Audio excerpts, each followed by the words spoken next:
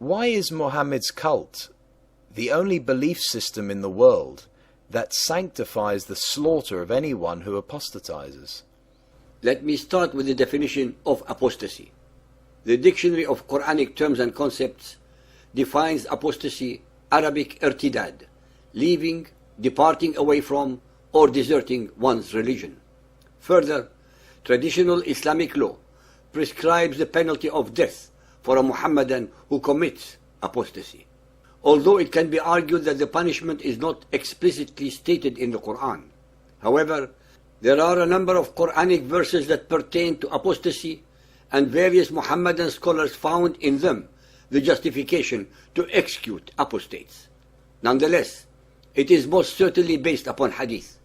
Please be aware that hadith is the theological bedrock for the death sentence. There are numerous hadiths that unambiguously state that apostates should be killed. I shall examine a few. Al-Nisa 4.89. Take not friends from their ranks until they flee in the way of Allah. But if they turn renegades, seize them and slay them wherever you find them. This is the most authoritative verse in the Quran regarding those who leave Muhammadan Islam. They must be slain.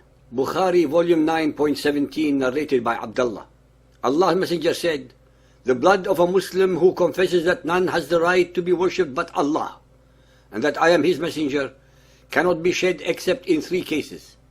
In qisas, equality in punishment for murder, a married person who commits illegal sexual intercourse, and the one who reverts from Islam, apostate, and leaves the Muslims."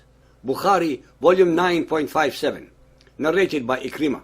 Some atheists were brought to Ali and he burned them.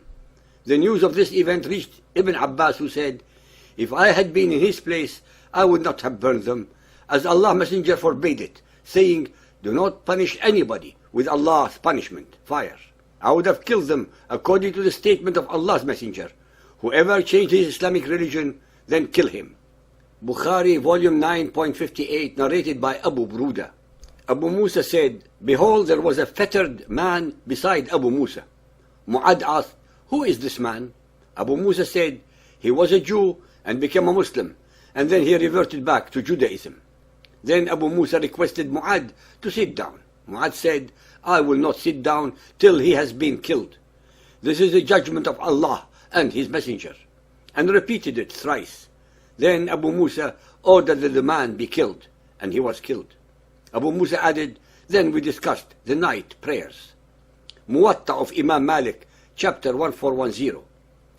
Zayd bin Aslam reported that the Apostle declared that the man who leaves the fold of Islam should be slain.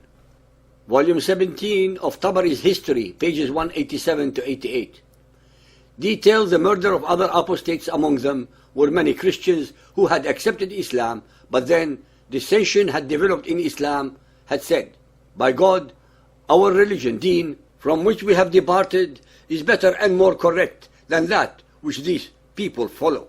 Their religion does not stop them from shedding blood, terrifying the roads, and seizing properties, and they return to their former religion." Ali's representative Al-Khirrit met them and said to them, "Woe unto you! Do you know the precept, hukum, of Ali regarding any Christian who accepts Islam and then reverts to Christianity? By Allah, he will not hear anything they say. He will not consider any excuse. He will not accept any repentance, and he will not summon them to it. His precept regarding them is immediate cutting of the head when he gets hold of them." I was in the army that Ali bin Abi Talib sent against the Christians of Banu Najiyah. We came to them and found them split into three groups. Our commander said to one of these groups, "What are you?" And they replied, "We are a Christian people who do not consider any religion to be better than ours, and we hold fast to it." Our commander said to them, "Be off with you." He said to the other band, "What are you?" And they said, "We were Christians, but we accepted Islam, and we hold fast to our Islam." He said to them, "Be off with you." Then he said to the third group, "What are you?" And they said, "We are people who were Christians.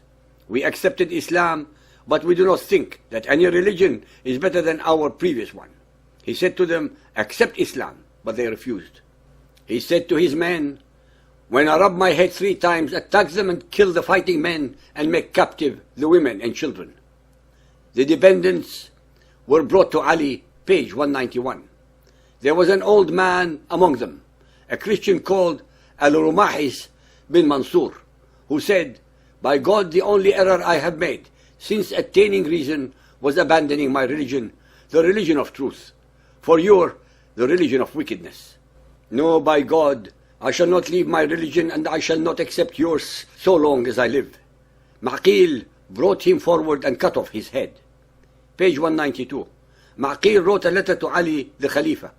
"For anyone who had apostatized, we offered return to Islam or else death. As for the Christians, we made them captive and led them off, so that they might be a warning for those of the protected people who come after them not to refuse the jizya, and not to make bold against our religion and community, for the protected people are of little account and lowly in status." Al-Imran 3.85.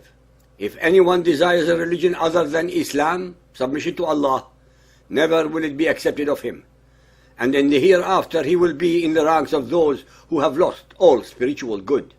Al-Saf 61.9. It is he who has sent his apostle with guidance and the religion of truth, that he may proclaim it over all religion, even though the pagans may detest it. To mislead most people who are actually ignorant of the Quran, especially regarding the abrogated and abrogating verses, Muhammadans will always recite verses which are conciliatory, such as Al-Baqarah 2.256. There is no compulsion in religion. Right has become distinct from wrong. For 2 years after Muhammad's death, Abu Bakr, the first Khalifa, waged a war of extermination against thousands of Arabs who decided to leave the yoke of Muhammadan Islam and the tyranny of his companions in Medina. I would like to address the followers of Muhammad who are listening to this chapter. Why, if Muhammadan Islam is such a noble belief system, does it resort to terror to keep its followers in line? Why, if Muhammadan Islam is a religion of peace, would it deprive its followers from their most fundamental of human freedoms, that of the freedom of conscience? Why, if Muhammadan Islam is superior to all other beliefs, do Muhammadan leaders need to keep their people under its fold at pain of death and in perpetual terror and fear? Why should the allegedly fastest growing belief system in the world care or fear the change of mind of a few of its followers?